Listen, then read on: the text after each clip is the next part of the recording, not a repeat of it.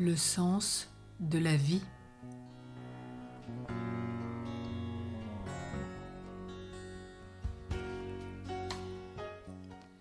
La mort d'un membre de notre famille, la disparition d'un ami, notre propre mort, cela nous incite à réfléchir au sens de notre vie. D'où je viens? Où je vais? Qui suis-je? Ce sont des questions que nous nous posons à un moment ou à un autre de notre existence.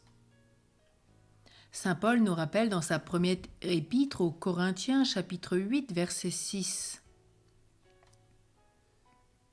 Il n'y a qu'un seul Dieu, le Père, de qui tout vient et par qui nous sommes, et un seul Seigneur, Jésus-Christ, par qui tout existe et par qui nous sommes.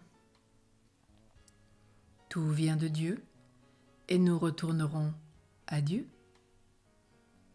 Notre vraie raison de vivre, c'est de vivre pour le Seigneur. Si nous vivons pour le Seigneur, et si nous mourrons pour le Seigneur. Donc dans la vie comme dans la mort, nous appartenons au Seigneur, toujours nous rappelle Saint Paul dans son épître aux Romains, chapitre 14. Nous enrichir sur cette terre, amasser des biens, cela ne sert à rien, puisqu'on n'emporte rien à la mort.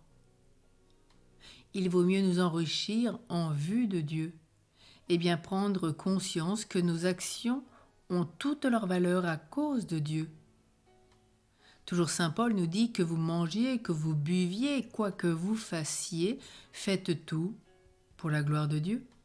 1 Cor 10. Dieu a un plan pour nous. Il veut que tous les hommes soient sauvés et parviennent à la connaissance de la vérité. 1 Timothée 2, 3. Être sauvé, c'est vivre pour Dieu et en sa présence. Jésus, par sa parole et son action, nous éclaire et nous entraîne à sa suite vers le Père, en nous donnant sa vie par l'Esprit divin. Je suis le chemin, la vérité, la vie. Nul ne va au Père que par moi. Jean 14, 6.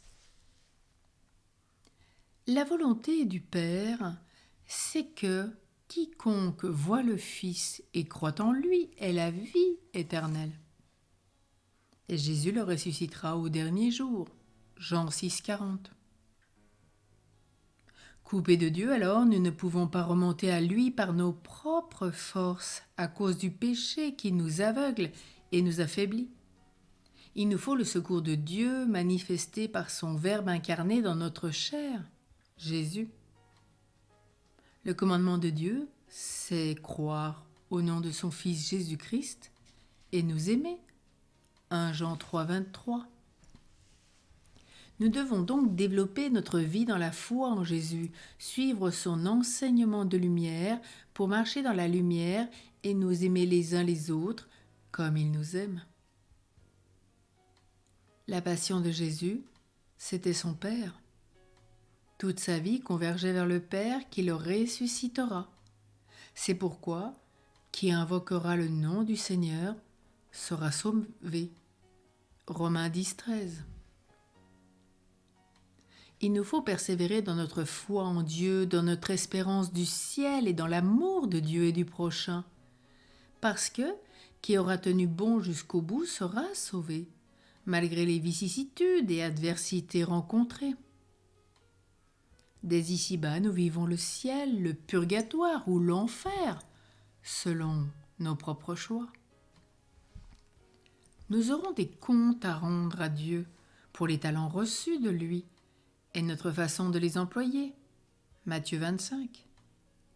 Il nous faut nous tenir prêts à paraître devant lui et veiller pour conserver la foi vivante, la charité active, l'espérance présente, car on ne sait ni le jour, ni l'heure où Dieu nous rappellera à lui.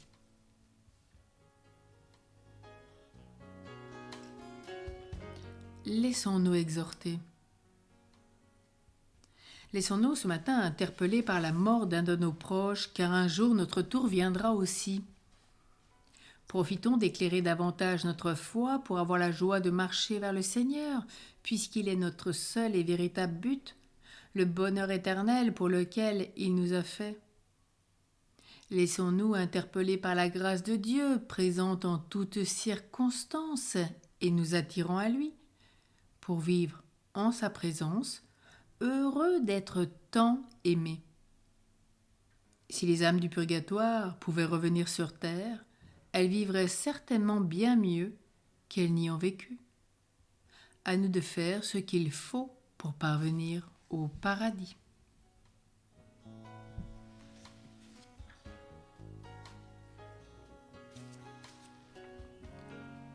L'exemple de ce jour avec Arcangel Panigarola, religieuse de Milan, avait un zèle admirable pour les âmes du purgatoire.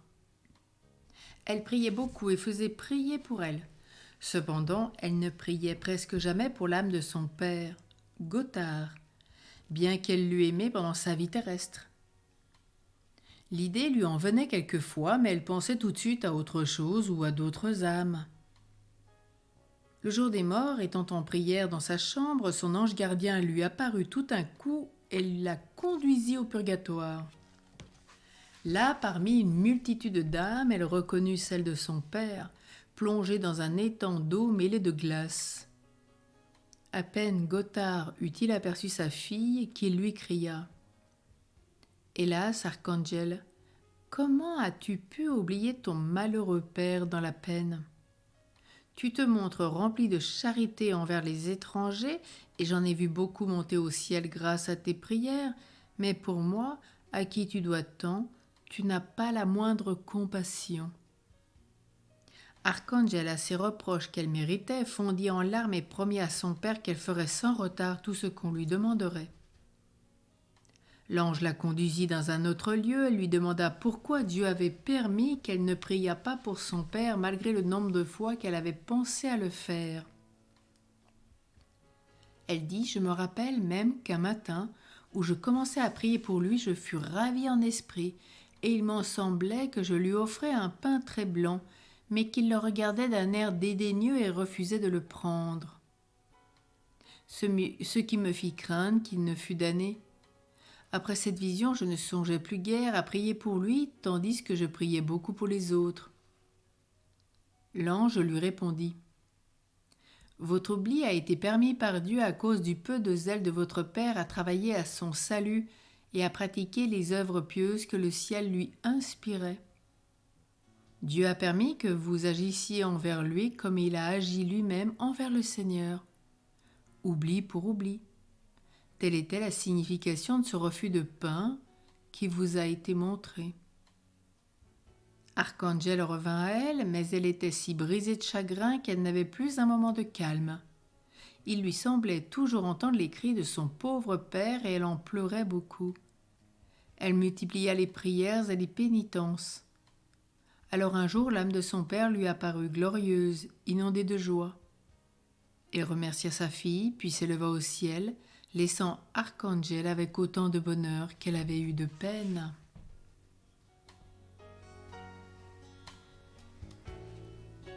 Prions.